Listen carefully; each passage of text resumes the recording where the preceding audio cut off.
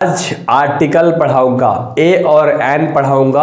अगर A N में एक भी डाउट रह गया ना तो बोलना, मैं आपको अच्छे तरीके से बताऊंगा कि ए का प्रयोग और एन का प्रयोग कहाँ होता है। As a sense of English में आप लोग सीखते हो कि इंग्लिश में ए ई आई ओ यू के पहले एन लगता है, बाकी सबके साथ ना ए लगता है। सबसे पहले समझो मेरे भाई कि आर्टिकल होता क्या है ना। अगर वीडियो पर रह गया तो तुम्हारी आज आर्टिकल कंप्लीट है। ए एन और द को हम लोग कहते हैं आर्टिकल। अब ध्यान से अगर आप समझोगे मेरी बातें, सबसे पहले आज हम लोग केवल क्या पढ़ने वाले हैं, सबसे पहले हम लोग करेंगे ए एन और ए का प्रयोग, ठीक है। तो इस चीज़ के बारे में हम लोग डिटेल में जानने वाले हैं, तो ध्यान से देखिएगा कि ए और एन का यूज़ होता क्या है।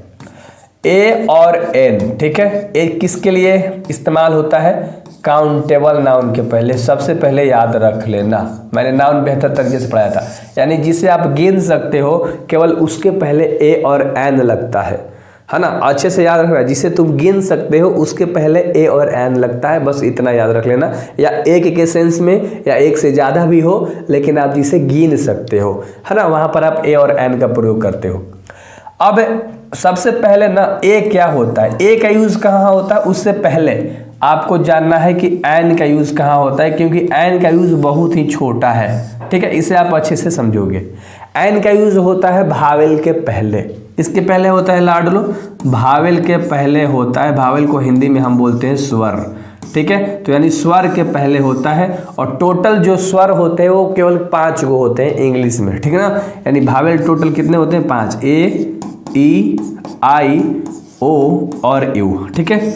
अब एक चीज़ मैं आपको समझा दूं अच्छे तरीके से कि केवल 5 गो के पहले ना एन का प्रयोग नहीं होता। यही तो आप लोग गलत पढ़ते आए हो, और आपको गलत पढ़ा भी रहे बहुत सारे टीचर्स।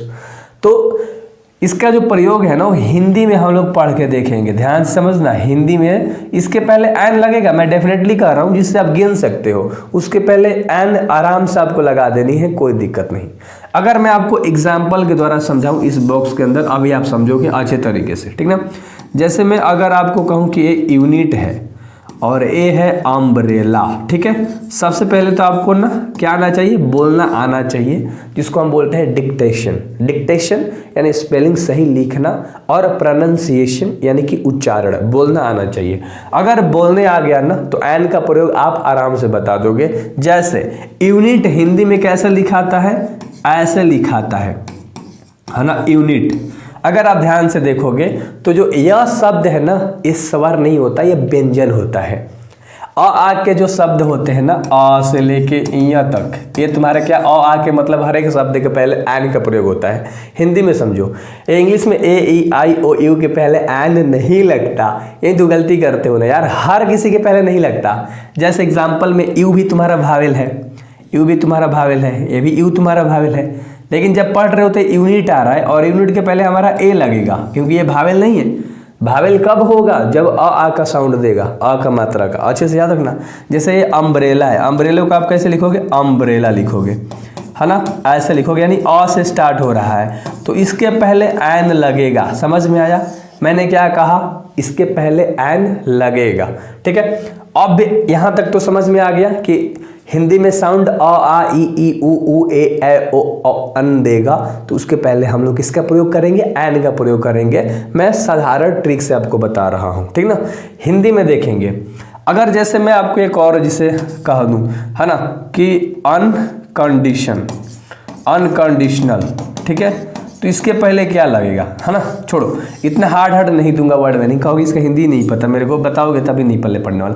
यूनिट कर लिया, अम्ब्रेला कर लिया। जैसे एक और चीज़ आपको बताता हूँ, यूनिवर्सिटी, है ना, यूनिवर्सिटी, ये तो आप देख रहे हो ना, महाविश्वविद्यालय, ठीक है, यूनिवर्सिटी। अब इसके पहले क्या लगेगा? ए लगेगा कि एन लगेगा? यूनिवर्सिटी पहले हिंदी में देख लाडले, भावेल मत देख कि यू के पहले एन लगेगा, यही तो गलती करते हो। यूनिवर्सिटी ऐसे लिखाता है, यूनिवर्सिटी। अच्छे से, हमें बाद का नहीं, बाद का कुछ भी हो यार, इधर बाद वाला समय कोई मतलब नहीं है। पहला शब्द देखना यू आ रहा है, ऐसे लिखा रहा है, यानी इसके पहले हमारा ए लगेगा, क्योंकि हम इसको गिन भी सकते हैं कितने विश्वविद्यालय हैं हमारे भारत में या हमारे राज्य में या हमारे जिले में, तो हम गिन सकते हैं बेसिकली। तो उसके पहले हमारा ए लगेगा, है ना। यहाँ पर एन तो है लेकिन ए लगेगा। जैसे है ना, एक और चीज़ जैसे ओनियन हो गया, ये भी तो तुम्हारा भावेल है। ओनियन माने क्या होता है, प्याज होता है। तो ये लिखा रहा है ओ से, देखो अ क्या आ रहा है, तो इसके पहले एन लगेगा, ठीक है। ए से देखते हैं, जैसे आगे चलते हैं, मजा आएगा आज। जैसे मान लो एप्पल है, एप्पल को तुम गिन सकते हो, एप्पल कैसे लिखाओगे, ऐसे आ का साउंड दे रहा है, यानी एप्पल के पहले एन लगेगा, ठीक है। समझ में आ रहा है, हाँ ऐसे, ठीक है। जैसे एक और चीज़ कैट, इसको तुम गिन सकते हो लेकिन ये भावेल नहीं है, कॉन्सोनेंट है, क्योंकि ए ई आई है ना, और ओ यू के अलावा जो भी आएगा ना सब तुम्हारा भावेल है। यानी कहने का मतलब कि क ख ग से लेके यार लव तक पूरा है ना, यहाँ तक जो साउंड देगा ना वो सब तुम्हारा क्या है, ए का प्रयोग होगा, लेकिन तुम्हें गिनती में आना चाहिए, है ना। जैसे अगर मैं कुछ भी लिख रहा हूँ, जैसे मान लो मैं लिख रहा हूँ एलिफेंट, है ना, क्या लिख रहा हूँ, एलिफेंट। इस पे मैंने शायद कराया ना, एलिफेंट कैसे लिखोगे, ए से लिखोगे, यानी एन लगेगा, क्योंकि गिन सकते हो तुम, है ना। एक होता है एंट, एंट माने क्या होती है लाडलो, चींटी होती है। एंट कैसे लिखते हो, ऐसे लिखते हो, इसको तुम गिन सकते हो, और आ का साउंड दे रहा है, मतलब है तुम्हारा एन लगेगा। अब तुम्हें दिक्कत ही नहीं होगा कभी कि ए कहाँ लगेगा, एन कहाँ लगेगा।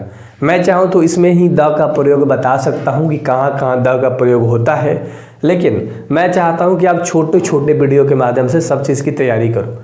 अभी आपने ए और एन समझ लिया, और यहाँ से तुम्हारे मेरे भाई, है ना, याद रखना 5 से 7 नंबर के सवाल तुम्हारे बोर्ड एग्जाम में आते हैं और कंप्लीट हो जाएगा, ठीक है। तो ये सब मोटा मोटी मैंने एग्जाम्पल्स लिया। अब बोलोगे कि भैया आओ और एग्जाम्पल, जैसे आई से ले लो। आई से होता है इंक पॉट, इंक पॉट माने होता है दवात, ठीक है। चलो इंक पॉट को तुम गिन सकते हो, उसके अंदर इंक को नहीं गिन सकते। इंक पॉट मतलब होता है जिस डब्बे में स्याही रखी है, उसे इंक पॉट बोलते हैं, याद रखना। इसको तुम गिन सकते हो, तो इसके पहले तुम्हारा एन लगेगा। इंक पॉट कैसे लिखोगे, इंक पॉट ऐसे ई से लिखोगे, यानी आ के मात्रा से लिखोगे। तो सिंपल सा सवाल था। अब तुम समझदार हो ही, उच्चारण से समझना कि ए कहाँ लगेगा, एन कहाँ लगेगा, ठीक ना। और वैसे मैं बहुत डिटेल में आपको सारी चीज़ें पढ़ा सकता हूँ। आगे आप लोगों का कल के लिए रहेगा द का प्रयोग। आपको डेली हम मिलेंगे कितने बजे, लाडलो 9 बजे शाम में, और बहुत बेहतर तरीके से हम लोग ग्रामर को ख़त्म करने वाले हैं। प्रीपोजिशन पढ़ाऊंगा, जेरेंड पढ़ाऊंगा, मॉडल पढ़ाऊंगा, और तुम्हारे एग्जाम्स में टोटल तैयारी करा के जाऊंगा। So best of luck. Objective भी लेकर आऊँगा और मचा देंगे।